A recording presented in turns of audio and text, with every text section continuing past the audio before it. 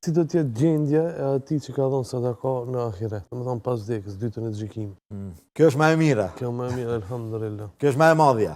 Se ne gjithë synojmë fundi për në ahiret. Domethënë çdo gjë e cila bëhet fundi, ta gjejmë te Allahu shpërblimin, ta arrijm rezultatin, ta arrijm suksesin. Ajo është fitoria më e madhe.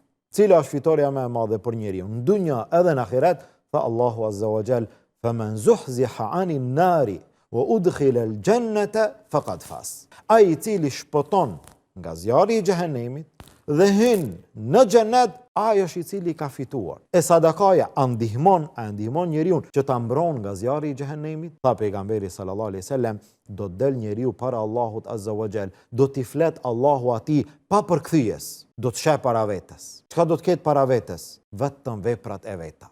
Do të sheh nga e djathta, nga e majta. Para ti është zjarri i xhehenemit. Në ato momente njeriu e sheh, e kupton sa ka qenë e rëndësishme në dunjë me i bë ibadet Allahut azza wa jall, me ecë në rrugën Allahut azza wa jall. Kur ta sheh xhehenemin, pejgamberi sallallahu alaihi wasallam tha, mbrojeni veten nga zjarri i xhehenemit, qoftë edhe me gjysmë hurme. Para mendoje, nëse jep sadaka, po nuk ki, gjysmë hurme. Kjo është në atë mënyrën që dikush ta kupton, nuk ka njeri që nuk ka. Qoftë edhe gjysmë hurme, një hurmë, me ia dhon dikujt është sadaka.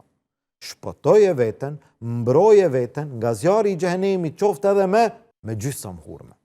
E në hadithin tjetër pejgamberi sallallahu alaihi wasallam tha, në përmendjen e dyerve të xhenetit, që janë pak më shumë, që mos gjerohemi, dera Rayyan, dera nga e cila do të hyjnë agjëruesit, tha pejgamberi sallallahu alaihi wasallam, dhe dera e sadakas, dera e lëmoshës, një derë në xhenet, nga dyert e xhenetit, një derë e xhenetit quhet dera e sadakas.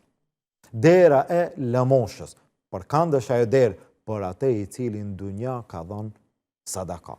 Ai i cili në dunja ka dhënë lëmosh për hir të Allahut azza wa jall. Në ditën e gjykimit, tash llogarite, ka dhënë sadaka, ka agjëruar.